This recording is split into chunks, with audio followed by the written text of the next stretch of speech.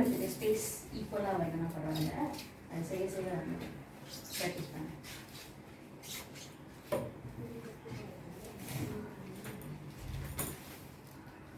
இன்னும் ஃபர்தர் வரும். தூக்கிக்கிங்க திருப்பி பார்த்தா ஈஸியாக.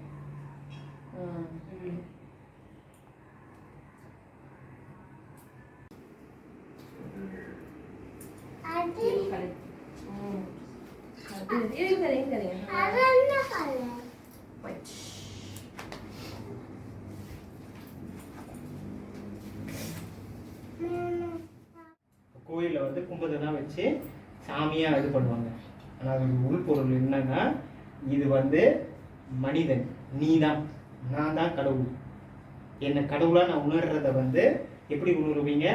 சொன்ன வார்த்தையால் புரியாது. ஸோ அதை நீ உணர்றதுக்கு முன்னுக்கு அதுக்கு இப்போ நம்ம கடவுளுக்கே ஒரு உருவம் கொடுத்துருக்கோம்ல. கடவுள்னு பார்த்துட்டிங்கன்னா கடவுளுக்கு உருவம் இல்லை. ஆனால் இப்போ உங்களுக்குலாம் நான் ஒன்று காமிக்கணும்னா, இப்போ ஆப்பிள்னா நான் ஆப்பிளை காமிச்சு ஆப்பிள் சொன்னால் தான் அது ஆப்பிள்னு உங்களுக்கு தெரியும். அதே மாதிரி தான் ஒரு உருவத்தை கொடுத்து இவர் அகத்தியர், இவர் கடவுள். ஆனால் அகத்தியர் இப்படி தான் இருப்பாரான்னா இல்லை, இது நம்ம கற்பனைக்கு நம்ம உருவாக்கின ஒரு விஷயம். நான் இப்போ உங்கள்கிட்ட காமிக்கிறதுனால தான் இவர் அகத்தியர்னு உங்களுக்கு தெரியுது. அகத்தியர்னா இப்படி இருப்பார், ஒரு ஐடியாலஜிக்காக நீங்கள் பார்த்த. ஓகே, அகத்தியர்னா ஒரு விண்பம் வேணும்ல. இப்போ அகத்தியர் காற்றுன்னு சொன்னால் காற்றை உங்களால் பார்க்க முடியாது, உங்களால் உணர முடியாது. இப்போ நான் அகத்தியர் இப்படின்னு தான் சொல்லிட்டுனாக்கா நீங்கள் எங்கே போய் பார்த்தாலும் உங்களுக்கு அகத்தியர் இப்படி தெரிஞ்சிடாது. அகத்தியர்னு பேர் கேட்டாலே உங்களுக்கு ஞாபகம் வந்துடும். அதே மாதிரி தான் கோயிலில் இருக்கிற முருகன், சிவன் எல்லாருமே இந்த ஐடியாலஜி கீழே வந்தவங்க தான். அவங்க எல்லாருமே ஒரு இன்ஃபேக்ட் அவங்களாம் ஒரு மனிதராக வாழ்ந்தவங்க. அவங்க எல்லாம் அவங்களோட அந்த ஜெனரேஷனில் அவங்க வாழும்போது இந்த மக்களுக்கு ஒரு நல்லது செஞ்சாங்க. அப்போது இந்த மக்கள் என்ன பண்ணிட்டாங்க, அவங்கள தூக்கி மேலே கடவுளாக என்னை விட ஒரு படி உயர்ந்து இருக்கிறாங்க. அவங்க எல்லாருமே அவங்க ஒரு விஷயத்த என்னை விட நல்லா செய்கிறாங்க, தெளிவாக செய்கிறாங்க, மக்களுக்கு உதவி புரியுறாங்க, மக்கள் எல்லாத்தையும் ஒரு வழி நடத்துனாங்க, நல்வழியில் நடத்துனாங்க. மக்கள் எல்லாம் இப்படி தான் வாழணும், அதுக்கு உதாரணமாக ஒருத்தவங்க வாழ்ந்தாங்க. அப்படி அவங்க வாழ்ந்தவங்கள தான் நம்ம கடவுளாக மாற்றிட்டோம். இப்போது நம்ம ஏன் அவங்கள கும்பிடணும்னா அவங்கள மாதிரியே நம்மளும் வாழணும். இப்போது ஒரு படத்தை வச்சுட்டு அவங்கள கும்பிட்டு கையெடுத்து கும்பிட்டு வர்றதில்லை. அவங்க யார், அவங்க என்ன பண்ணாங்க, சரியா? அவங்க என்ன பண்ணாங்க, எப்படி வாழ்ந்தாங்க, அதை நம்ம ரெப்ரசன்ட் பண்ணி வாழணும். அவங்க எல்லாமே ஒரு மனிதன் எப்படி வாழணுன்றத சொல்லி வச்சுட்டு போயிட்டாங்க. இன்ஃபேக்ட் அவங்க வாழ்ந்துட்டும் போயிட்டாங்க.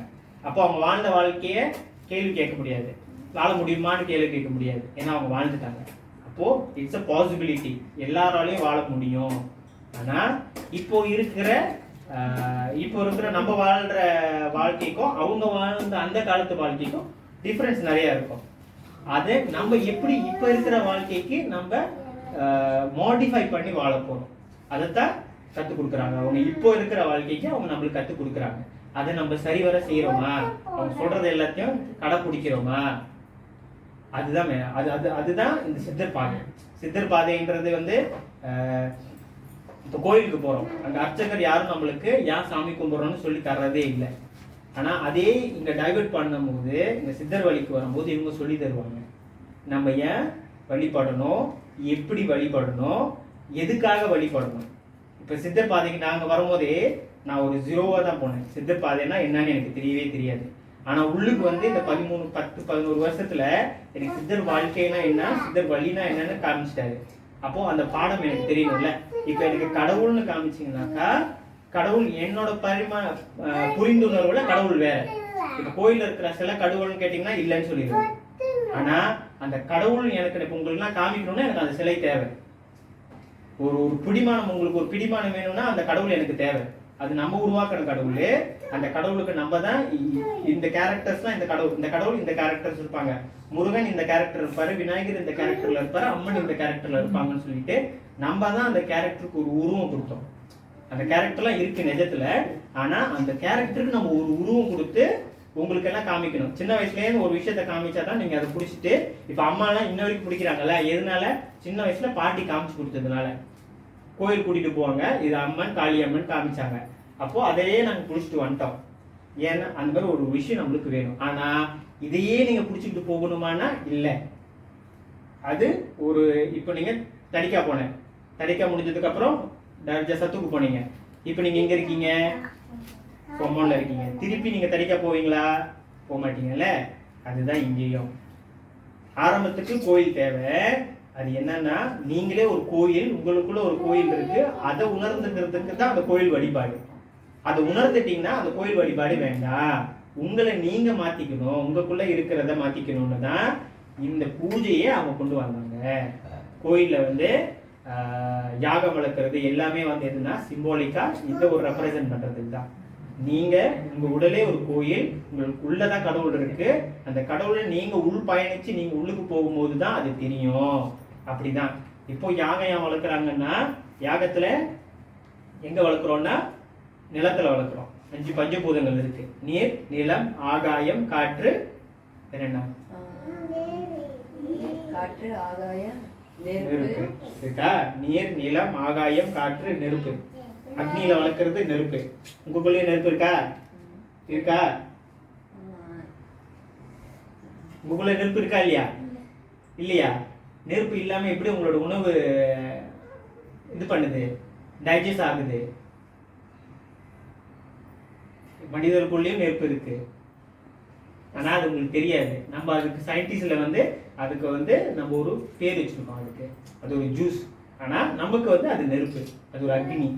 நம்மளோட வயிறை வந்து நம்மளோட ஸ்டமக் வந்து நம்ம அக்னின்னு கூப்பிடுவோம். சரியா? அதே மாதிரி காத்து, நம்ம எல்லாருமே சுவாசிக்கணும்னா காத்து இருக்கணும். அதுக்கு தான் உடல்ல வந்து லங்ஸ் எல்லாமே இருக்கு. நீங்க சுவாசிச்சா தான் உங்க பிளட் ஃப்ளோவே நல்லா இருக்கும். நீங்க நல்லா சுவாசிக்கலன்னா பிளட் ஃப்ளோவும் டேமேஜ் ஆகிரும். கரெக்டா? அடுத்து ஆகாயம். ஆகாயம் இருந்தால் தான் அதில் நீங்கள் சூரியன், நிலா எல்லாத்தையும் பார்க்க முடியும். சூரியன், நிலா இல்லைன்னா முடியுமா? வாழ முடியுமா? வாழ முடியாது. அதுக்கு ஆகாயம் தேவைப்படுது. அடுத்து நிலம். இப்போ இந்த அக்னி, இந்த கட்டை, இது எல்லாமே வந்து எங்கேருந்து வந்துச்சு? நிலத்துலேருந்து தானே வந்துச்சு. நிலத்துலேருந்து தானே மரம் வந்துச்சு. அப்போ அதுவும் வேணும் நமக்கு. இதே மாதிரி இந்த 5 பஞ்சபூதங்களுக்கும் நம்ம நன்றி தெரிவிக்கிறோம். அதுக்கு தான் இந்த அக்னி. ஒரே இடத்துல இந்த 5 விஷயமே ஒன்னா நடக்கிறது இந்த அக்னி இருக்கிற இடத்துல மட்டும்தான். ஸோ அதுக்கு நம்ம நன்றி செலுத்துறதுக்கோ, நம்மள ஒருத்தவங்க வழி நடத்திக்கிட்டு இருக்காங்களே, கண்ணு தெரியும், நமக்கு தெரியாது, அவங்கள பார்க்க முடியாது, அதுக்கு தான் நம்ம உருவம் கொடுத்துருக்கோம். அந்த உருவத்துக்கோ நம்ம நன்றி தெரிவிக்கிறதுக்கு தான் ஒன்று நம்ம ப்ரே பண்ணுறோம், சாமி கும்பிடுறோம். இன்னொன்று இந்த மாதிரி வழிபாடுகள் செய்கிறோம். இது ரெண்டுமே வந்து எதில் அடங்கும்னா சரியை கிரியையில் அடங்கிடும். முன்னெல்லாம் நீங்கள் கேட்டீங்கன்னா அம்மாலாம் போவாங்க, நீங்கள் போயிருக்கீங்கன்னு தெரியல, கோயிலுக்குலாம் அம்மாலாம் நாங்களாம் வந்து திருவிழா வந்துருச்சுன்னா திருவிழாக்கு அந்த கோயிலில் போயிட்டு ஒரு 3 நாள் அங்கேயே இருப்போம். ராத்திரி மட்டும் தான் வீட்டுக்கு வருவோம். போயிட்டு கோயில் எல்லாம் சுத்தம் பண்ணி அங்கே சமைக்கிறதுக்கு வெட்டி கொடுத்து அந்த மாதிரி எல்லாருமே செய்வாங்க. அது எல்லாமே சரியை கிரியையிலேயே வந்துடும். சரியைன்றது நீங்கள் வழிபடுதல், கோயிலில் போயிட்டு அங்கே இருக்கிற ஒரு ஒரு கடவுளை வணங்குறது. கிரியைன்றது அங்கே இருக்கிற சூழ்நிலையை சுத்தம் பண்ணுறது.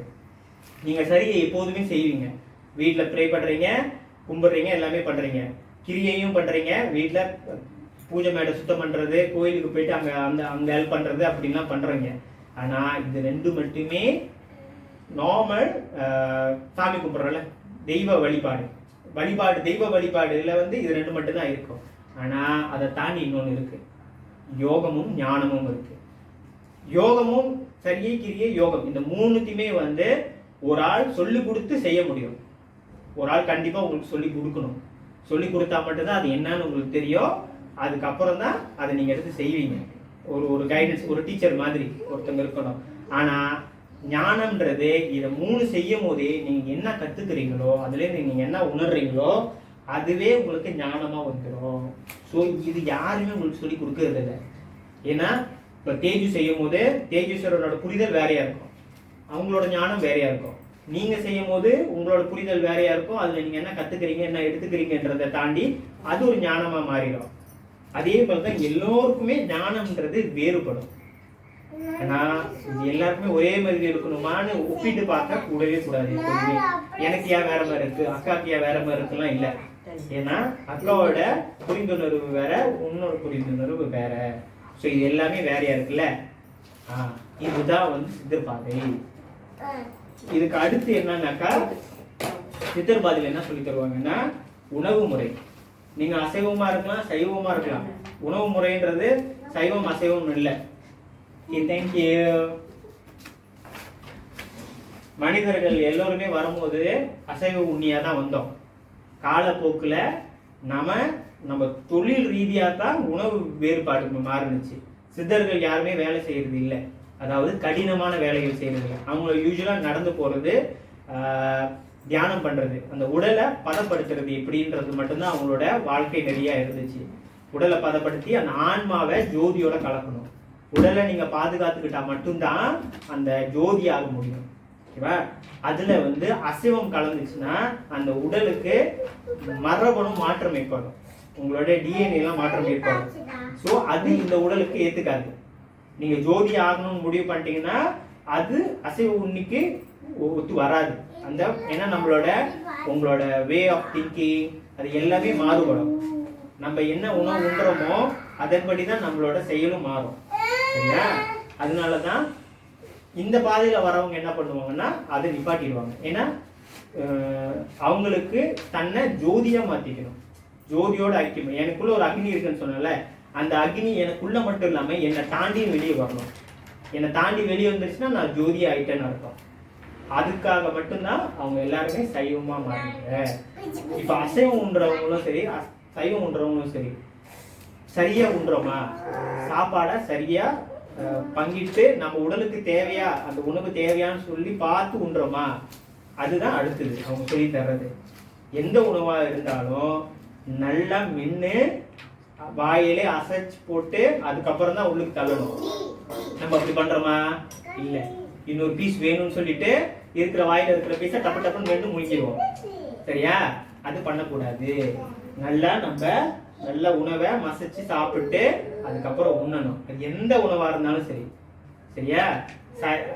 வெஜிடபிளா இருந்தாலும் சரி அதை நல்லா மென்று தான் சாப்பிடணும். உள்ளுக்கு போகும்போது அப்பதான் அது டைஜஸ்டிவ் சிஸ்டம் வந்து நல்லா வேலை செய்யும் உங்களுக்கு. சரியா? இது உணவு. அடுத்து பார்த்தீங்கன்னா யோகம். யோகம்ல என்னன்னா உடற்பயிற்சி. உடற்பயிற்சி செய்யணும்.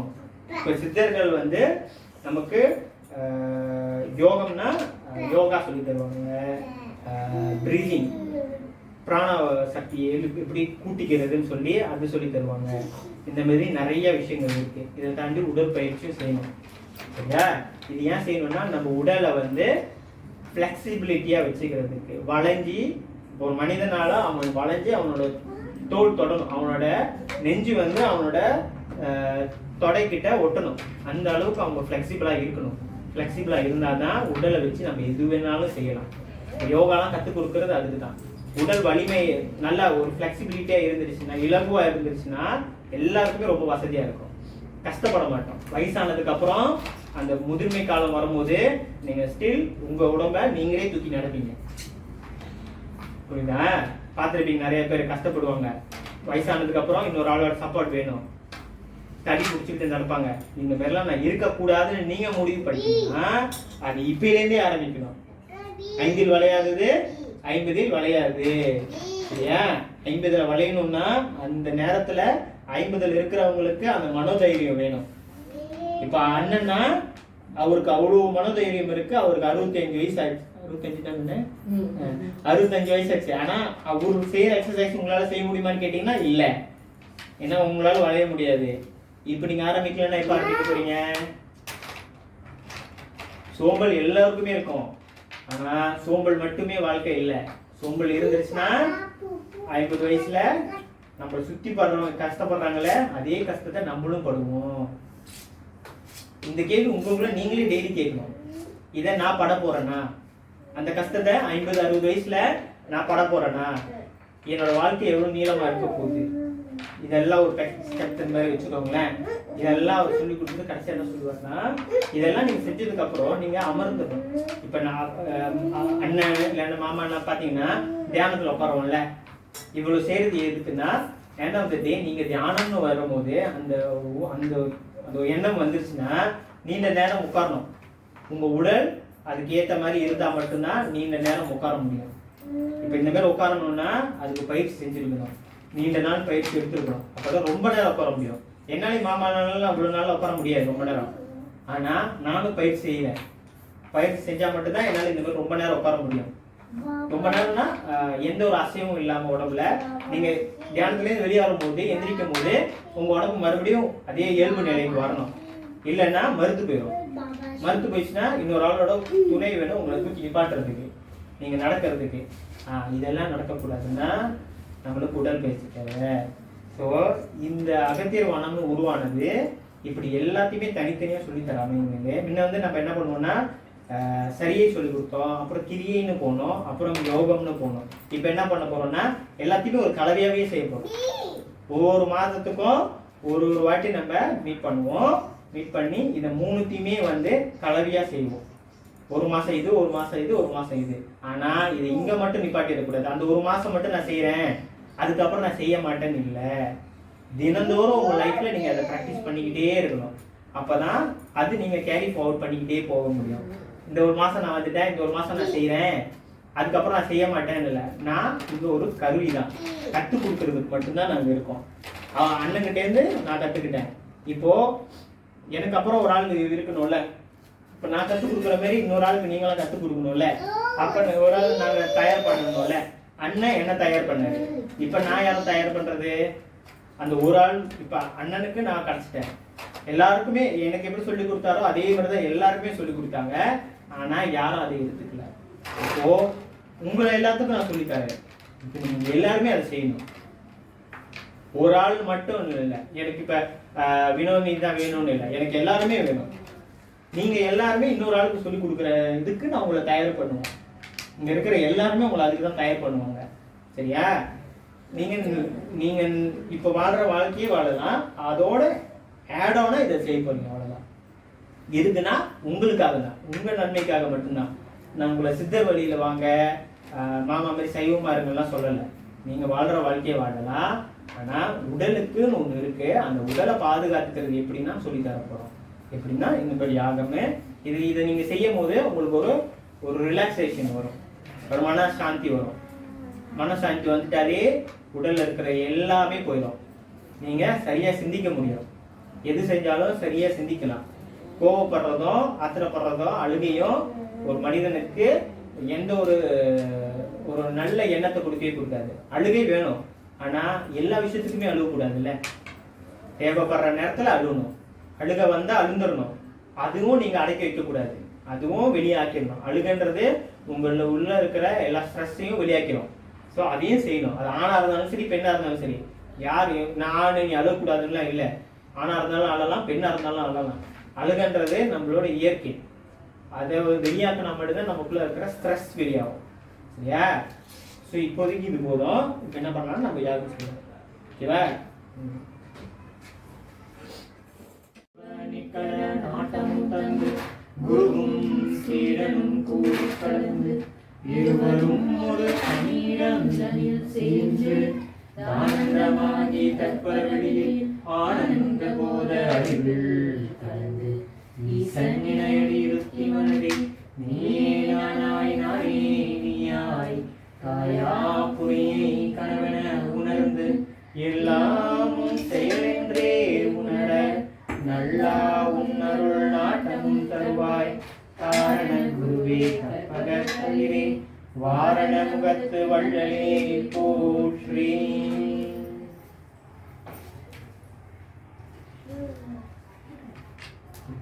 எல்லாருமே அருட்பெருஞ்சோதி அருட்பெருஞ்சோதி மட்டும் சொல்லுவோம். நீங்கள் வந்து நெய் பார்த்துக்கணும், நெய் பணியாக இருக்கணும், நெய் ஊற்றிக்கிட்டே இருக்கணும். சரியா? மற்றவங்க இதெல்லாம் போடுங்க.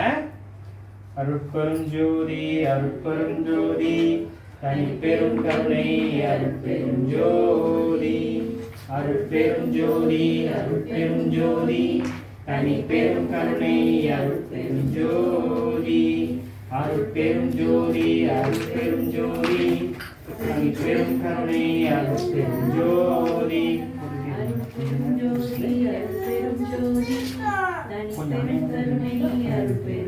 ஜோதி அருட்பெருஞ்சோதி அருட்பெருஞ்சோதி தனிப்பெரும் கருணை அருட்பெருஞ்சோதி அருட்பெருஞ்சோதி அருட்பெருஞ்சோதி தனிப்பெரும் கருணை அருட்பெருஞ்சோதி அருட்பெருஞ்சோதி அருட்பெருஞ்சோதி தனிப்பெரும் கருணை அருட்பெருஞ்சோதி அருட்பெருஞ்சோதி அருட்பெருஞ்சோதி தனிப்பெரும் கருணை அருட்பெருஞ்சோதி அருட்பெருஞ்சோதி அருட்பெருஞ்சோதி தனி பெரும் கருணை அருட்பெரும் ஜோதி அருட்பெரும் ஜோதி அருட்பெரும் ஜோதி தனி பெரும் கருணை அருட்பெரும் ஜோதி அருட்பெரும் ஜோதி அருட்பெரும் ஜோதி தனி பெரும் கருணை அருட்பெரும் ஜோதி அருட்பெரும் ஜோதி அருட்பெரும் ஜோதி தனி பெரும் கருணை அருட்பெரும் ஜோதி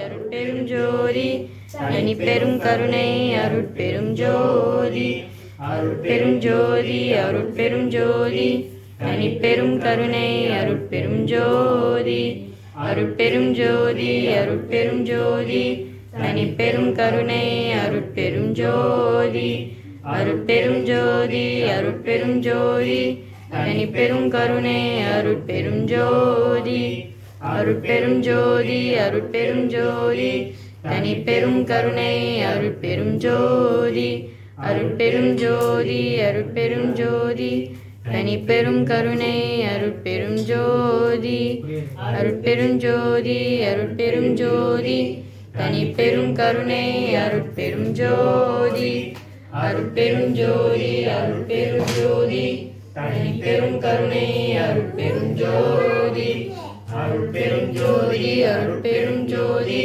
தனி பெரும் கருணை அருட்பெரும் ஜோதி அருட்பெரும் ஜோதி அருட்பெரும் ஜோதி தனி பெரும் கருணை அருட்பெரும் ஜோதி அருட்பெரும் ஜோதி அருட்பெரும் ஜோதி தனி பெரும் கருணை அருட்பெரும் ஜோதி அருட்பெரும் ஜோதி அருட்பெரும் ஜோதி தனி பெரும் கருணை அருட்பெரும் ஜோதி அருட்பெரும் ஜோதி அருட்பெரும் ஜோதி தனி பெரும் கருணை அருட்பெரும் ஜோதி அருட்பெரும் ஜோதி அருட்பெரும் ஜோதி தனி பெரும் கருணை அருட்பெரும் ஜோதி அருட்பெரும் ஜோதி அருட்பெரும் ஜோதி தனி பெரும் கருணை அருட்பெரும் ஜோதி அருட்பெரும் ஜோதி அருட்பெரும் ஜோதி தனி பெரும் கருணை அருட்பெரும் ஜோதி அருட்பெரும் ஜோதி அருட்பெரும் ஜோதி தனி பெரும் கருணை அருட்பெரும் ஜோதி அருட்பெரும் ஜோதி அருட்பெரும் ஜோதி தனி பெரும் கருணை அருட்பெரும் ஜோதி அருட்பெரும் ஜோதி அருட்பெரும் ஜோதி தனி பெரும் கருணை அருட்பெரும் ஜோதி அருட்பெரும் ஜோதி அருட்பெரும் ஜோதி தனி பெரும் கருணை அருட்பெரும் ஜோதி அருட்பெரும் ஜோதி அருட்பெரும் ஜோதி தனி பெரும் கருணை அருட்பெரும் ஜோதி அருட்பெரும் ஜோதி அருட்பெரும் ஜோதி தனி பெரும் கருணை அருட்பெரும் ஜோதி அருட்பெரும் ஜோதி அருட்பெரும் ஜோதி தனி பெரும் கருணை அருட்பெரும் ஜோதி அருட்பெரும் ஜோதி அருட்பெரும் ஜோதி தனி பெரும் கருணை அருட்பெரும் ஜோதி அருட்பெரும் ஜோதி அருட்பெரும் ஜோதி தனி பெரும் கருணை அருட்பெரும் ஜோதி அருட்பெரும் ஜோதி அருட்பெரும் ஜோதி தனி பெரும் கருணை அருட்பெரும் ஜோதி.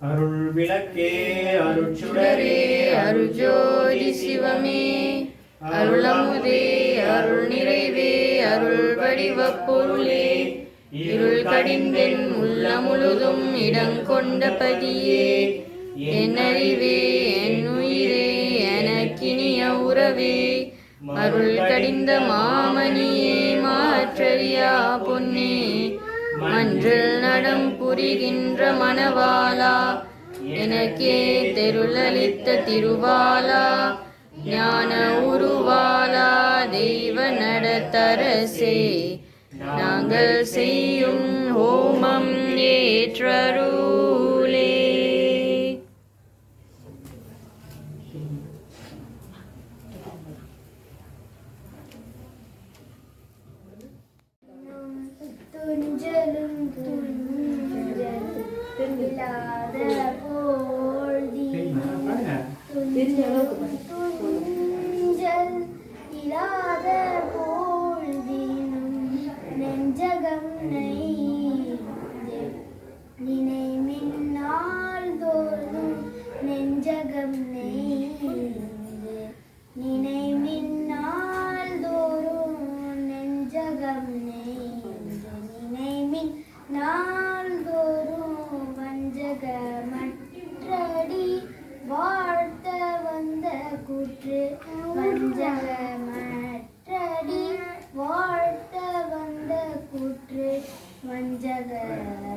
வயிற்றடி வாழ்த்த வந்த கூற்று அஞ்ச உதைத்தன அஞ்சு முத்துமே அஞ்ச உதைத்தன அஞ்சல் துமே அஞ்ச உதைத்தன அஞ்சல்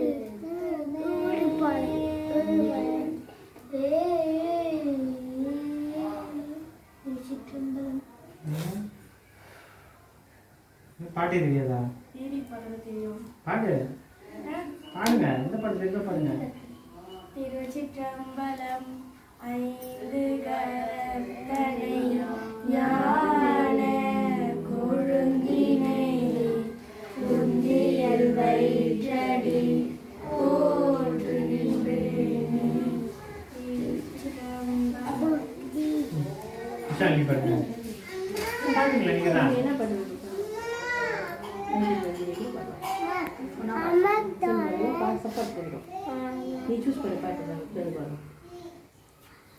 மந்திரமாவது நீர்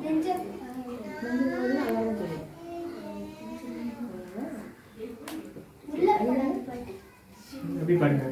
ஐகிரி நந்தினி நந்திதமேகி விஸ்வவினோதினி நந்தனுகே ஈரவிந்த சிரோதினி வாசினி விஷ்ணுவியாசினி ஜிஷ்ணுவே பகவதி நேசினி கந்த சுருந்தி பூரி பூரோதினி பூரி ஜெய ஜெய ஹே महिषासुरमर्दिनि रम्यकपर्दिनि शैलसुते. திருச்சிற்றம்பலம். மாசில் வீணையும் மாலை மதியமும் வீசு தென்றலும் வினேரி நீடியும் மூசு வண்டரை பொய்கையம் போட்டது வீச